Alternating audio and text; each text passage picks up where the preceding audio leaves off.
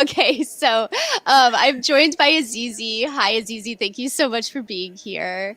Azizi is the founder, creator of Tiny Green Chef, which is a cooking program that is guaranteed to make kids love food, and not only food, but plant-based food, which, when I saw that, I was just so excited by the idea because, I eat nearly plant-based. We're really, really close. Every once in a while, cheese gets into our diet or eggs, but for the most part, I almost always try to cook vegetarian, and it's hard with kids. And so I was really excited when I saw Tiny Green Chef. And, for everyone who is joining today, a little bit of a backstory. I met Azizi through the Love the Green Life Plant Powered Summit, which, if you're not familiar with it, you can go back to episode 35, I think, is when I talked to Jess and Natalie, who were running that summit, that conference. And I did a little workshop at the summit, and Azizi did a presentation there as well. And I was listening to her talk, and that's how I met you and got to know you. And I was just so drawn to your bright, beautiful, but yet grounded energy. And you just felt so calm and put together, and talking about a subject like getting children to eat healthy, which is not a subject that's typically calm and grounded and put together. And so I was so attracted to what you do, and I signed up for the course, and my kids and I have done a couple sessions so far, and I'm just blown away by how good everything is that you do. So for those of you who are listening, we're going to talk more in detail about what Tiny Green Chef is, but it is a course, a cooking course that you go through with your children. And it covers kind of the science behind things, as well as just the why behind things, and gets into a lot of detail that really brings the kids in through the process so that they can love food too, and love cooking too. So we're going to get into it more. But before we start, I want to start a little bit more with your story. So I know that you're a personal chef. You're also a health and fitness guru, and you're a mom. And I wondered how all of those things came together into Tiny Green Chef and into the work that you do in the world today. Thank you. And thanks for reaching out. I love being able to share this story as much as I can because I think it's really important in so many ways what we eat and what we put in our bodies. So that is how it really got started. We have I would say, a holistic lifestyle. We try to incorporate as much as we can to create a full holistic life. And so food is one aspect of that holistic lifestyle that we have. And actually, it was my daughter. We were in Guatemala at the time, and she wanted to just do one one class together to film it, send it out to her friends, kind of as an update. Here's what we're doing. And she thought, can we do a mommy and me cooking lesson and maybe put it on Udemy or something like that? So, oh, that's a great idea.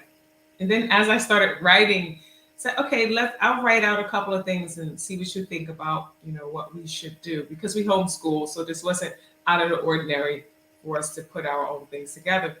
And as I started writing it, I thought, oh, wait a minute, Kaya, I think we have a full program actually. I can't figure out how to do this in one lesson without feeling like I'm leaving a lot off the table. You mind if I take this idea and make a complete program out of it?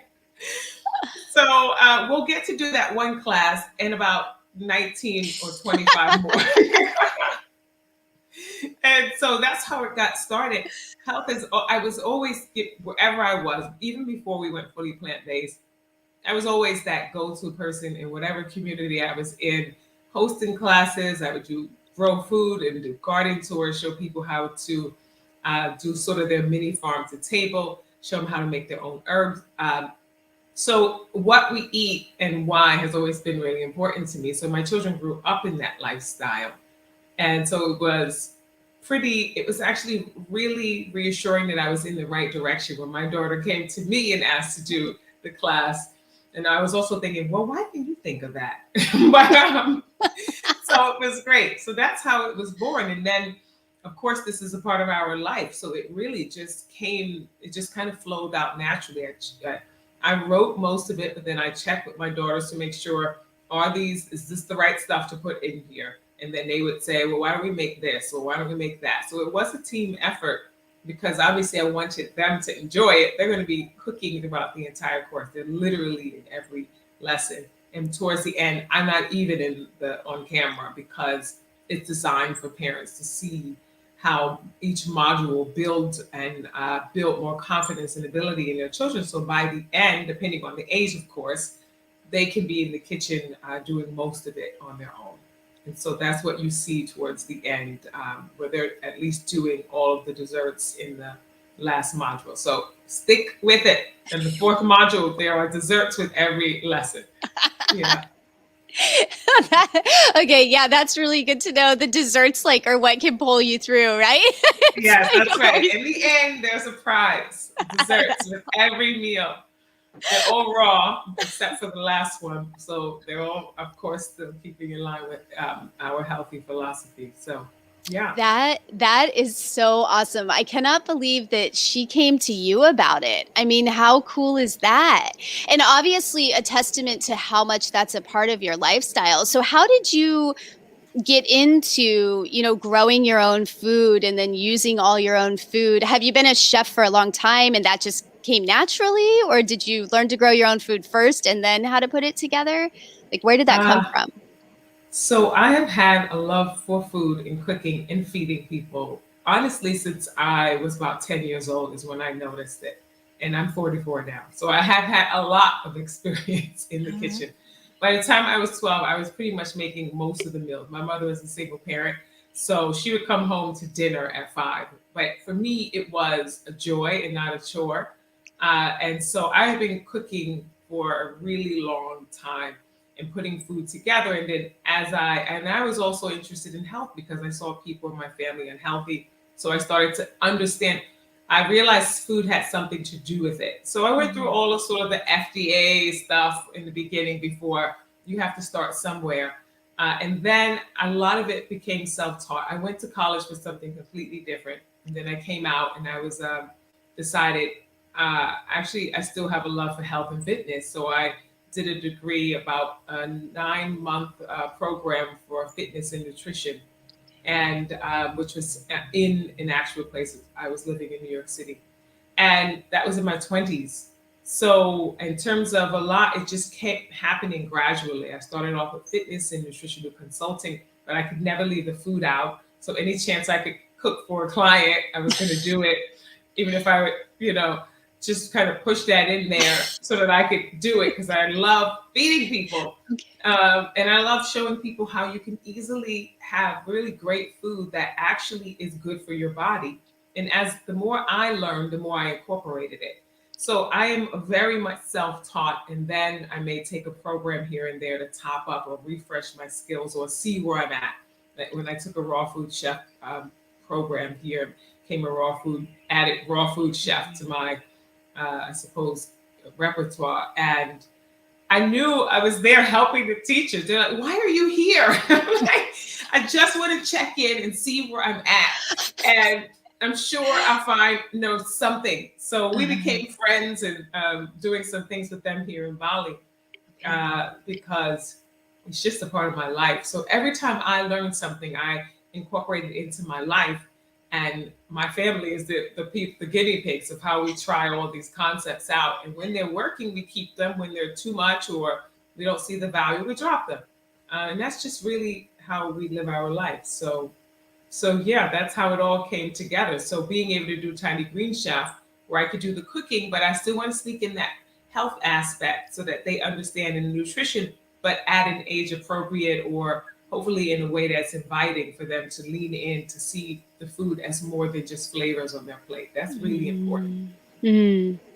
Yeah, I think you can feel that through the whole program that you have and how that, to me, that's a little bit of what's a differentiator, because it's not just about healthy recipes. It's not just about learning about nutrition, but it's about bringing the kids along the way with you. And I think that that is, it's to me, it's like a miracle because I have a little guy that a lot of people who follow For Animals for Earth know my son Bauer, and he's not that little anymore. He's 6, but he is so incredibly picky, and it's very, very difficult to get him to eat the meals that I cook. And he's also extremely athletic and active and constantly running. And so I have like a deep fear of just his nutrition and his health because he's burning so many calories, but he'll just easily not take them in. And so I think just the idea of a program that can really bring the kids along with it is amazing. And, as I said, I love your program. So, um, but something you mentioned also just about doing these things with your kids and with the family is something I wanted to touch on because I know that you're really big on family being the answer for how we can move forward in a healthy way in our lives and with the earth and with animals, with the planet, with other people around us. I know that for you, it all starts within the family unit and it all starts at home. And I wondered if you could speak to that a little bit about how your lifestyle has helped you to, I guess, grow in your conviction that that's where the answers lie. Yeah, that is actually pretty fundamental. And why the family for me and all around the world at one point was our core. Everything, and it still is really. We all come from family, and we all go back to the family. Most of us, at the end of the day, if you are working or if your children are going to school, you come back to that unit. Yet, because of so much of the disconnectedness, because people have to go so far away from their core, that's a disconnectedness with their birthright, with themselves. Really, when that core is not solid, or when it's not being constantly refueled, then that's an extension of you.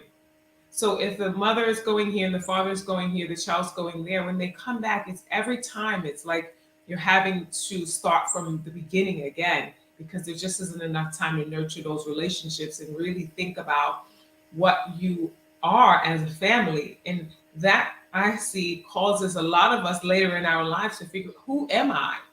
And not knowing where to go to because of that disconnectedness in the family. It's hard to, you can't really go back 20 years later and try and reintroduce that relationship because the space in between, there's no way to get in. So we have a lot of disconnected families because that's how they started in this day and age. And it's plenty of reasons. This is not a blame or a judgment. It just is what it is. And in order for it to change, we have to rethink what family is. Because when we have that strength of that core together, wherever your child goes or whoever is in the family, and when they understand themselves as a part of the whole, they will bring that with them. But if they start off disconnected and they don't realize that they're a part of a core, our planet, right? Then they're going to, of course, have very disconnected decisions. And because they don't know how to put them together, they don't even recognize they're a part of a whole. And how does that start? It starts in the family with recognizing that you're not just the person sleeping in a bed and eating at the table with some people that you're connected to by blood. You are connected to these people. They gave you life, something gave them life, and it's a continuum. And you are a part of this larger continuum, which is the planet. But if you don't understand that in the most fundamental way, which is in your family, it's going to be very difficult for you to see yourself as a part of a whole outside because you're also interacting with many people who are coming from disconnectedness in their family core. So it's just a consequence of a society that is so living so externalized in many ways. And the biggest one is the how the home was separated. And so everything stems from that. That is the core of humanity, is family. Literally, we all come from one, whether you like them or not, no matter, we all come from that. It's the same with the planet. And so we all come from that. The only way we can take care of it is if we actually understand that we come from it, and that to take care of it is to take care of ourselves. And the more I take care of myself, the more I can be a value to other people. And the more I actually see them as parts of the whole, and I want them to do well. I want them to thrive, because their thriving means my thriving. And so if we understand that, then a lot of things that we're worried about and seeing people as being afraid of people, being afraid of people's bodies, being afraid of people's choices, that would melt away if you start to see them as connectedness. As if I'm hurting them, I am hurting myself, because these are the people I have to rely on. And so the same would extend to the planet. I rely on this planet just as I rely on my fellow humans, whether I like it or not. I live and breathe and eat and sleep because this planet evolves constantly for me to be able to enjoy the fruits, literally, of its labor. And we're doing that with each other as well. No human can do this alone without another human. So if we start that in our families, then hopefully we start to see that in the way our children interact with their friends, and then the type of people that they will then have relationships with and form families with. So it starts in the home. Yeah. I love I love everything that you just said. I was just thinking about how even as adults, if we feel like we're not necessarily connected to our blood family, there are families around us. There are people that can be our inner core. And I was just thinking about how it's so much harder, to your point, once we're already adults, and it helps so much to start with the kids. But even as much as we can just like start today and say, okay, I'm going to cultivate as much awareness as I possibly can about how interconnected I am with every single person and every single tree and every single animal and every single blade of grass around me. It definitely does change the way that you think and you act, right? When you're focused on how interconnected it all is, whether it's from thinking outside or thinking selfishly about the way it comes back to you, right? Like, Yes. absolutely, absolutely. And I love that you make that a big focus with children. And you touched on this a tiny bit, but it takes time. And so I was curious, like, what do you do to make time in your life? And what kind of tips do you have for people who are struggling to find the time to really spend with that core unit, of people in their life, especially children, because, it's so busy with kids running around. How to make that time to do that?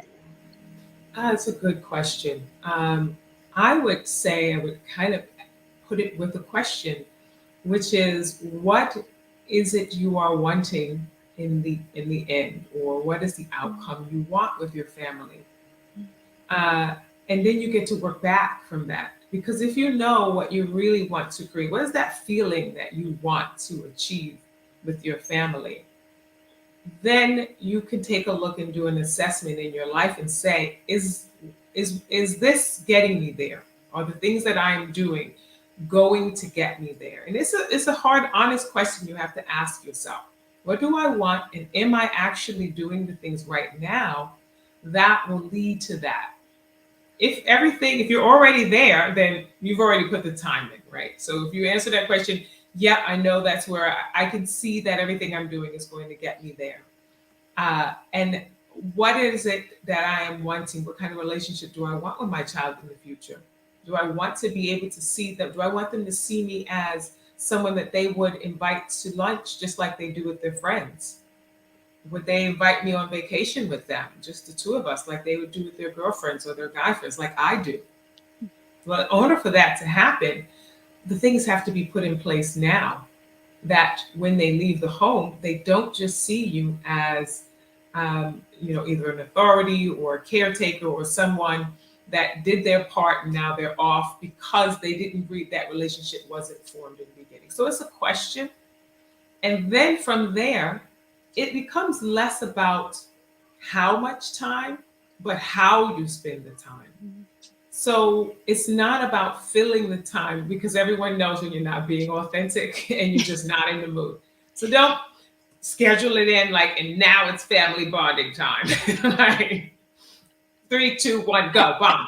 No, but you do need to be conscious about how you schedule your time. Are you overloading yourself? Does your child really need those 3 and 4 and 5 activities after school and on the weekend? Is that really going to be a part of your family plan if they're spending so much of their time outside of the home, especially because most people's children are going to school and then after school programs and then weekend program. And then you got to pencil yourself in to be with your own child. So maybe you start with what we started doing because listen, we are a homeschooling family and we were like, wait a minute, what is happening here? So we needed to start a family meeting, which we started on Sundays. That's the day that works for us, probably works for most people. And just the check-in of like, hey, what's going on for this month? And we kind of are doing it forward thinking of the next month, what are we all working on so that we can see where everyone might need support. Just oh, what are you reading now? My daughters love reading. I can't even keep up with the books that they're reading because they're like they're candy. So what are you reading now? Tell me about it. Oh yeah. So just a general check-in, and that we had to implement. So there is some things where you have to say, okay, it's going to happen here. But when you get there, turn the phone off, leave everything outside. Do not start scheduling things in there and then going, oh, well, I normally have my family meeting, but just this once. Because once you start that, then it's also showing your child that this is not that important. So then they're not going to show up fully in themselves because they don't think that you're just penciling them in. So you set that time aside and it is gold for you. No one gets in. It is like your bunker and you have to stick to it. And in the beginning, especially if this is something you haven't been doing, you might find some resistance if suddenly, let's say you go the family meeting route or you go the family movie night where you guys just pick a movie and you make some popcorn and you make sure it's a good family friendly movie or whatever it is. In the beginning, there might be some resistance. Maybe not to movie night and popcorn, but but maybe the family meeting. What family meeting? But also allow yourself to be vulnerable. Let your children know what's going on. They deserve it, and it also teaches them how to express themselves at their level without feeling like they have to perform. So that means an adult has to be willing to do that. Hey, you know what? I'm realizing this is not the family. This is not going in a direction that I wanted. I've just kind of been doing the things. I'm taking care of you. You're healthy. I'm happy. But I want more of a relationship with you. And this might sound weird, but I think this is the way we need to do it. Can you be willing to try this out and be honest and transparent with them? They appreciate that. Even when you have to make changes, they can tell when you are giving them the real truth and not the one that is the cover story that makes you look like a hero. Don't do that. Just be truthful about what you're feeling. But of course, explain it to them in a way that you would want them to understand and empathize with you. They look up to us. They are actually always rooting for us. But we are really hard on ourselves as parents because we feel like we're in this position that we have to get it right and look a certain way and make sure that they understand that we're the parent and we're and oh gosh, they just want a human in front of them who can be honest. So that might have been a long way, but that's what it's not an easy answer, but it does start with what is it that I want out of my family? Am I on my way there? And what can I actually start to change now? So that when I give my time, I give my time, half hour, an hour, whatever it is, but that I'm fully present. That's the major one. Yeah, it's interesting, I think, how far being honest and vulnerable with them can go, isn't it? It's I feel like it's and as a parent, it's like, geez, who knows? It's like you're navigating it day by day, figuring it Yeah. out, right? But I know, at least for me, I do connect so much better with them when I'm just honest about, you guys, like, I'm exhausted and I don't know how to fix this, but I really want to fix it. And like, and then they'll show up and they'll join me in trying to problem solve and figure it out. And I love the idea of a family meeting. We're gonna give that a go here and see if that could work. Because Give yeah, it a everyone's go.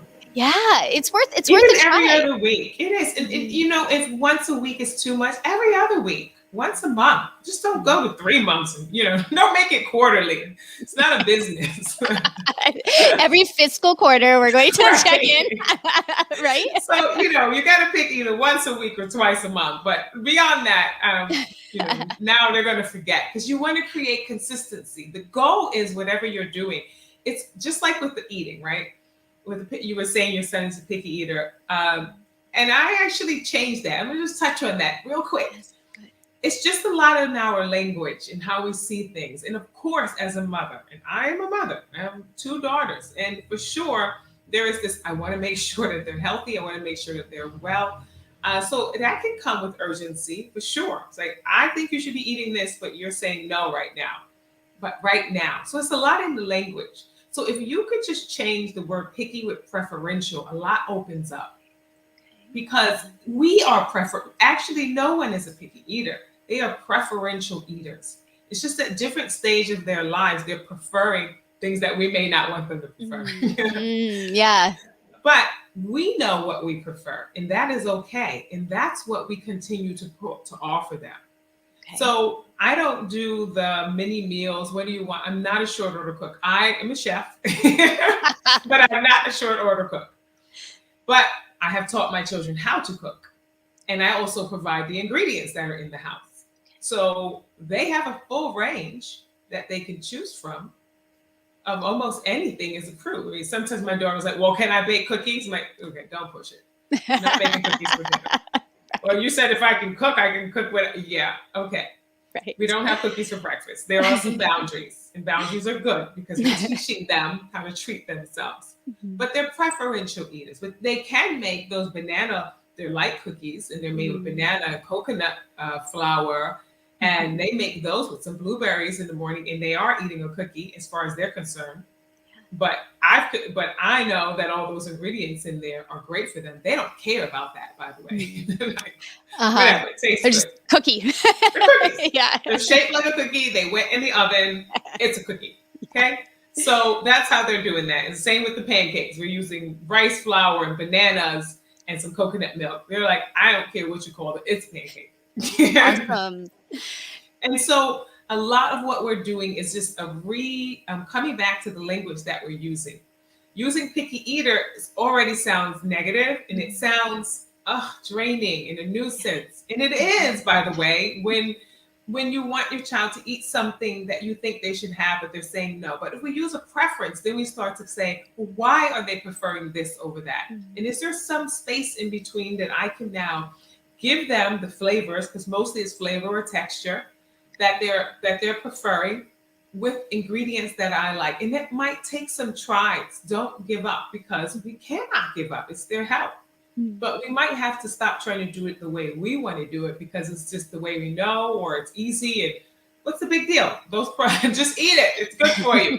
They don't know what that means. It's good for you. So, well, if it's good for me, why does it taste as good as a lollipop? So that's not going to work. But if you change it to preference, then now, they're preferring. So why are they preferring this? It's always questions that gets us to the answers. We can't start with wanting to answer first. We have to ask questions. My child's a picky eater. Well, why are they picking these foods? Because that's really what we're saying. But when we say picky eater, that has a different association than the foods they're picking, you know? Yes. So that might be helpful for some parents. Maybe. And if try that out, and then you start going into, why are they preferring this? What exactly is it? Maybe it's a texture thing. Maybe it's a flavor profile. Maybe the combination. There's too many things on their plate. Maybe the portions are too large.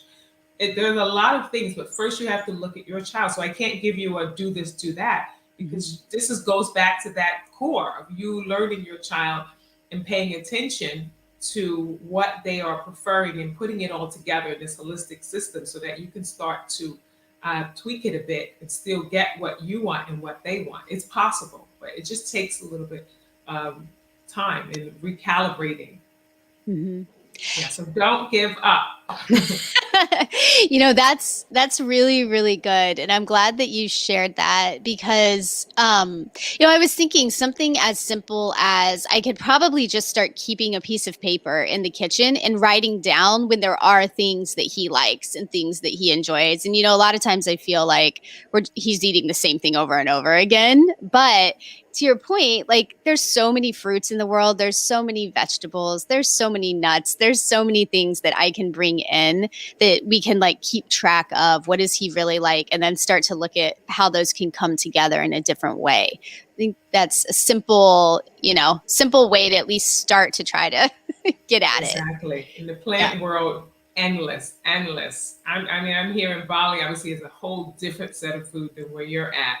It's endless, and it's just keep trying. It's not a one and done. Just like what we do in the rest of our adult life. When you're at a job, you don't just go, "Oh, that's not working. I'm out of here." No, right? The things that we know, I got to figure this out because I got a deadline and it's not good enough that I don't know. You have to treat it the same way you treat the other things that you want to work in your life.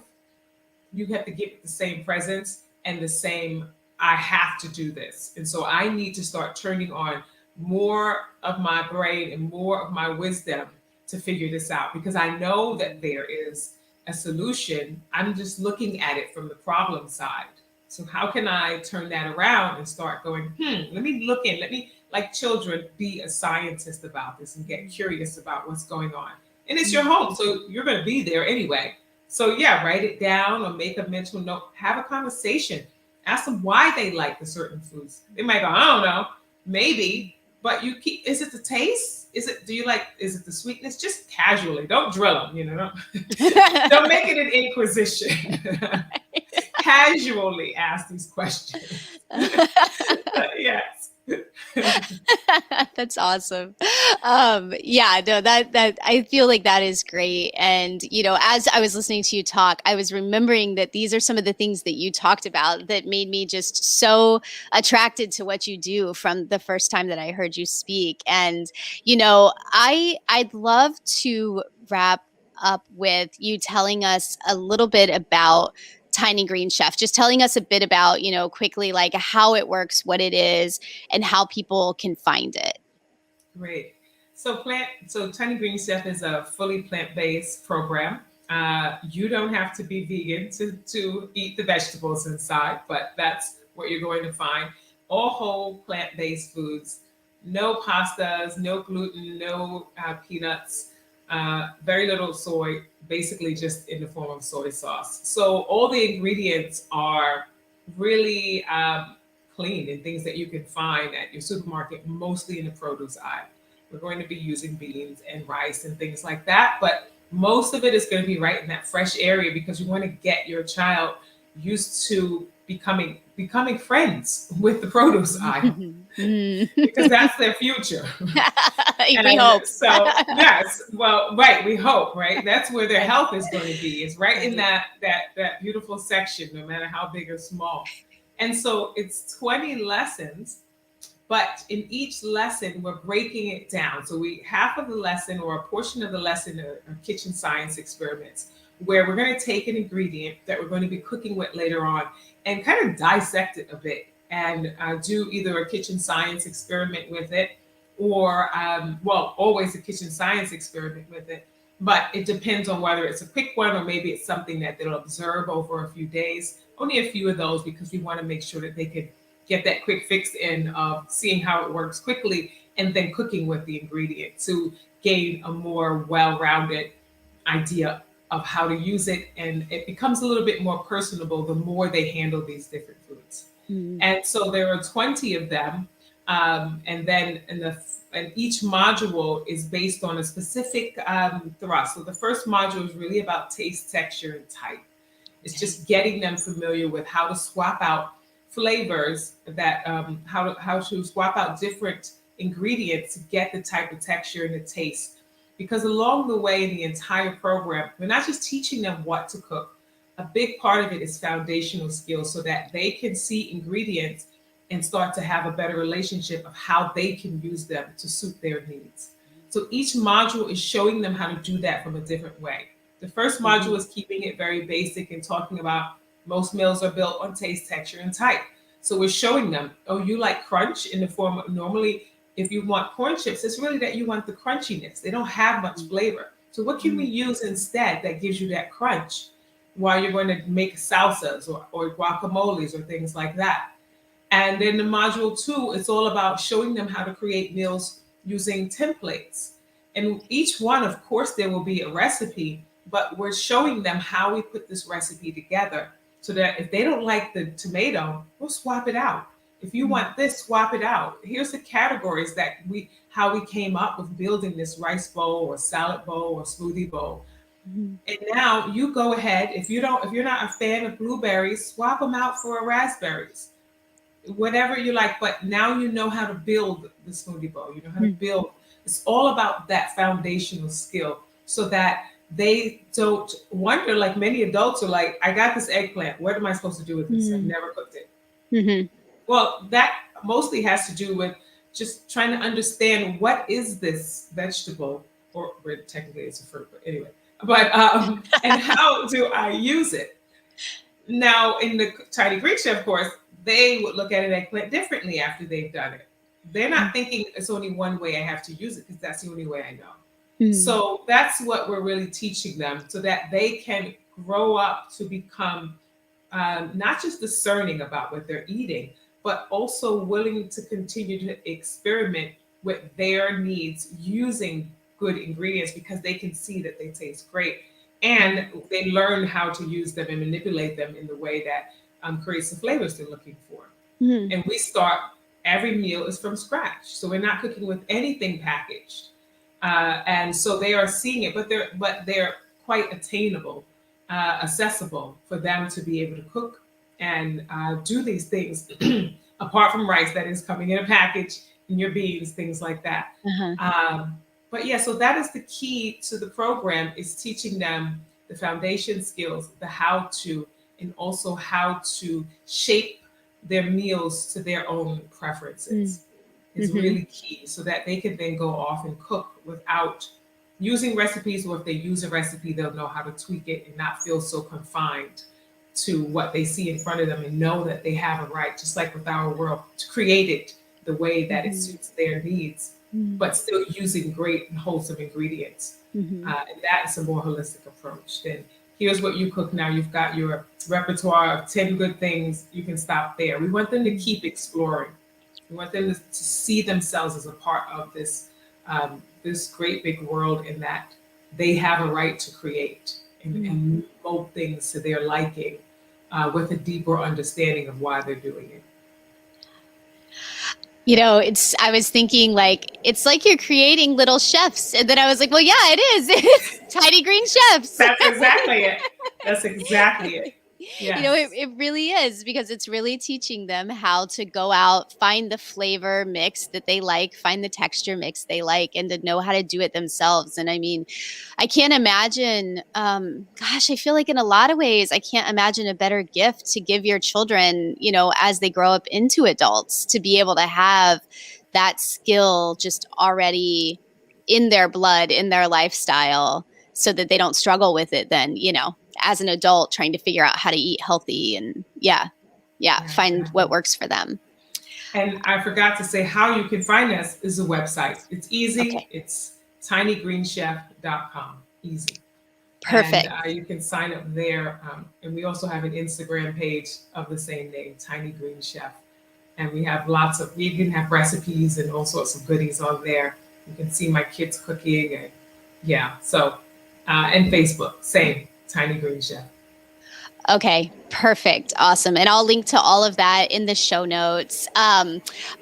We have Sharon joined us earlier and asked a question. So we are going to Hi. hit on her question in a minute. Very quickly before we do that, I wondered if everything that you've shared, if you could wrap it easily up into one simple thing that you think people could do right now to help animals in the environment. The first step of anything, one simple thing. Well, that's easy. Eat more plants. It's just that simple. Swap it out. Yeah, that's it. Swap out a meal, and uh, that is for sure going to make a big difference. The less people eat meat, the more, or eat animals, really, if we start Mm-hmm. using the language, Mm-hmm. uh, which is what we normally say, that you're eating an animal, so that you can really see and connect with what is on your plate is an Mm-hmm. actual or was a living being. Mm-hmm. And if you swap that out, Mm-hmm. and see how much you can have enjoyment. I'm healthy. My children are healthy. We're still alive. It works. So there's lots of information out there. You can always contact someone like me or someone like you, I'm sure, if you're wanting to transition. But yes, eat more plants, eat less animal.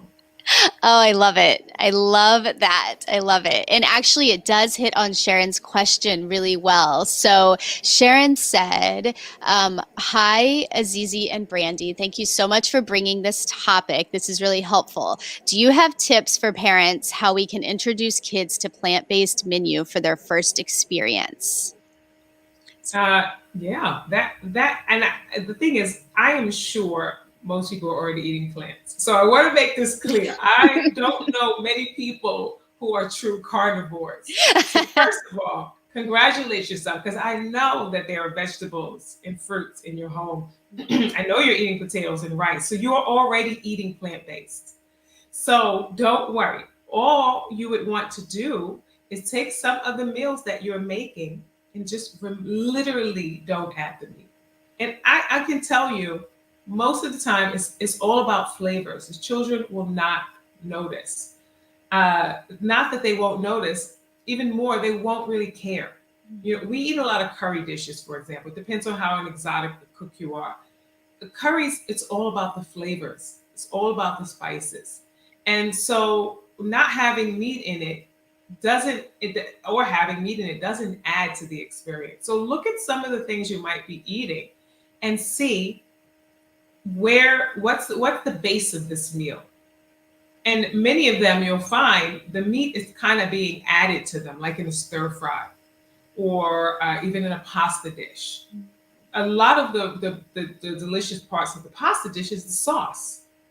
And so you can just not put the meat in it, or you can add vegetables in it. Eggplant is a great sort of meat substitute because it has that, But, earthiness to it. mhm. What's the word I'm looking for? Well, and even the texture too. I The mean, text, earthiness, but the yeah, texture, yeah. yeah. So you have things like mushrooms if your children are into them. Tempeh is another one. I'm here in Indonesia. Tempeh is huge. I'm not a big fan of meat substitutes myself. I don't crave meat, so I don't like the textures of all the really artificial ones. I wouldn't recommend them in general because you want them to lose the flavor of eating meat. And so if you substitute that, sometimes they just continue to crave it more. So give them something else that is in likeness in terms of the texture, but try and keep it actually in a plant food form, as original as you can get it. Tofu and tempeh, that's how they were. They're not meat substitutes. It's a part of a culture. That's how they've always eaten them. So if you use things like that, try that. Just swapping it out. So hopefully that helps, Sharon. I yeah, I love that. And I think, one little thing at a time. That's, I think uh sometimes I feel like there's a lot of pressure to go full on, get it all out. And what I've seen happen with people around me is it'll last for 3 to 6 months and then it's just not sustainable anymore because it's been too intense and too full Correct. out. So, yeah, like I love that. Swap out one thing at a time and just keep trying. And back to your motto of just keep trying, just keep Try going. it. Yeah. Keep going. And just remember, you're already eating plant-based. You eat plant-based and then you add meat to your meal. I The love that. majority of people are doing this on their plate. So you're already eating plant-based. It's just maybe not fully. Mm-hmm. So that's it. You're already halfway there, or maybe even more. So if you look at it that way, then it's less about what you're not doing, and you can pay attention more to what you are doing and how you are already offering lots of good whole food plant-based options. Yeah, I love that viewpoint. And it really lines up with all the stuff you were talking about the whole time we've been on here together about coming from the solution side or the positive side of things instead of the problem side or the negative side of things, which is awesome. I feel like that would go a long way for sure. Thank you so, so much for coming on today and for joining me to chat about this. Thanks to everybody who came in and out. And if you're watching it, watching the replay, thanks for watching through to this point.